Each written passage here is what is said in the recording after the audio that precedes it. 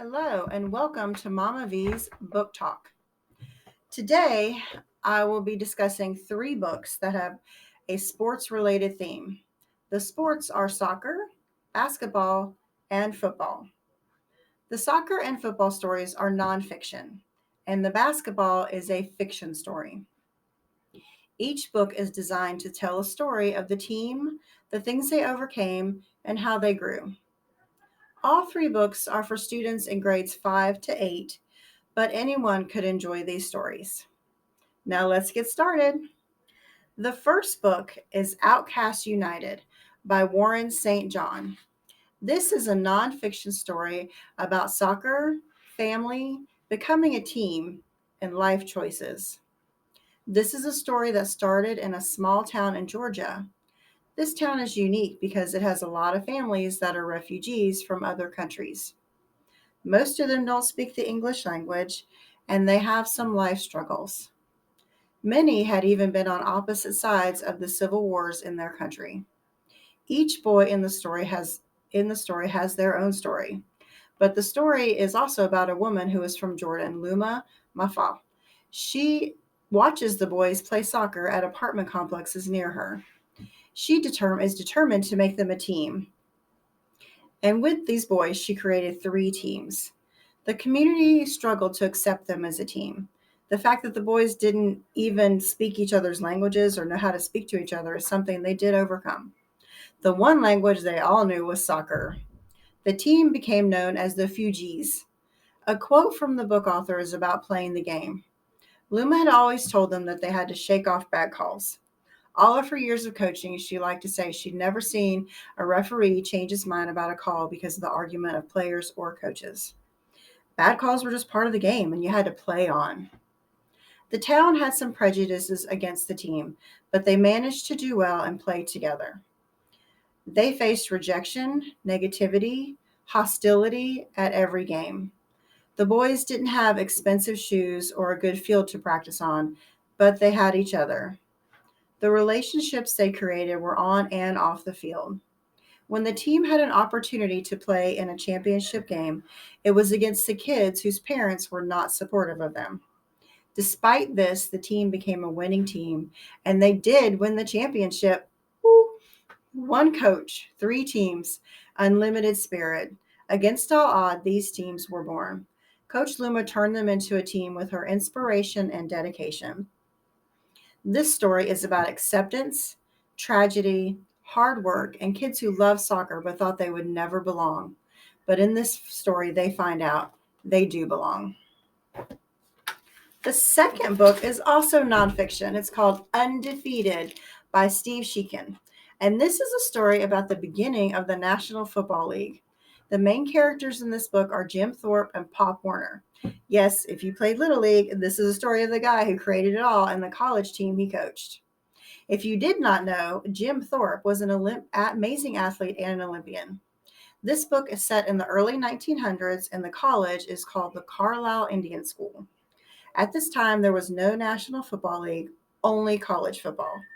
Young Native Americans were brought to the college from their homes. Some of the young people wanted to go, but others, they were forced to leave their home to go to college. The young Native Americans were brought to the school to be educated and learn, but this story focuses on the young men who were on the football field.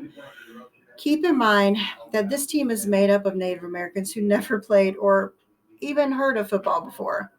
They competed against many colleges, including Harvard and the University of Pennsylvania. The Carlisle Indians had to play mostly away games, and the other teams were bigger and stronger. Originally, Jim was on the track team and wanted to switch to football, but he had to convince Pop. Once Jim was on the football team, to everyone's surprise, they began to win. The team had a sense of loyalty and brotherhood to each other. They were determined to win and play together. Since many of them were taken from their families and their homes, the football team became the only family they had. With the competitions being stiff, it was fun to see them win. Jim Thorpe had many awful things happen to him during his lifetime, but he fought through. This story has a lot of historical information in it regarding football and Native Americans being told to adapt to the new U.S. culture. It does describe some of the sad and violent moments in U.S. history that occurred. One of the things that is highlighted in the book is how the U.S. made Native Americans learn their culture and wanted them to forget their own culture. The book also describes the time when people began to notice football players were dying from football related injuries. President Teddy Roosevelt stepped in and made some changes to the rules to try to make the game safer. Jim and the Carlisle Indian team, led by Pop Warner, is what made football the game it is today.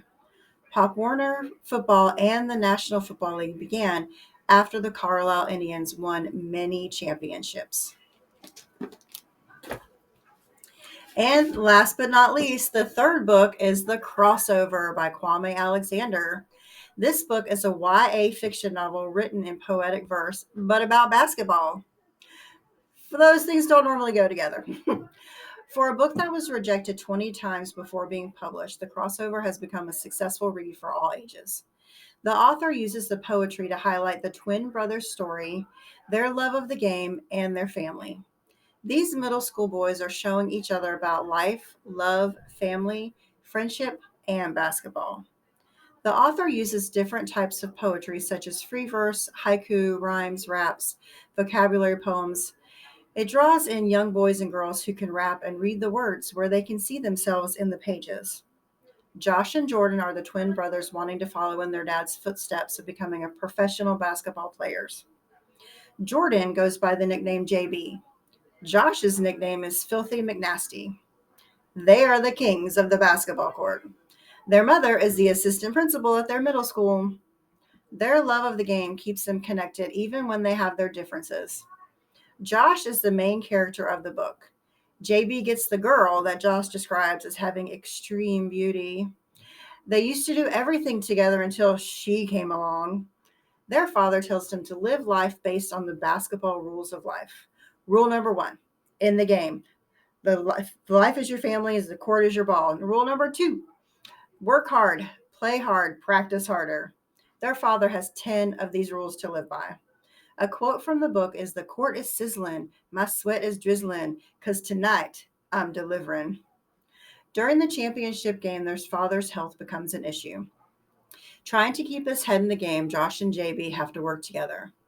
Will Josh be able to remember what his dad has taught him when everything is on the line? Read it and find out. The Crossover has won the Newbery Award in 2015 and many other awards to its name. The author has debunked the myth that he played basketball. He actually played tennis. The Crossover is now sold in stores as a box set with two other books, Rebound and Booked. It is also a graphic novel. The Crossover is a heartwarming story that any reader can relate to. Each of these books has one common theme besides sports, and those themes are determination, love, family, friendship, and teamwork. These are all important skills. Middle schoolers will enjoy these books for a variety of reasons. Some for the history, some because they like to learn new things, and others because these are important stories. However, each heartwarming story would be enjoyed as a read aloud to an elementary age school child or even to adults that want a book that will lift their spirits. Happy reading, Mama V signing off.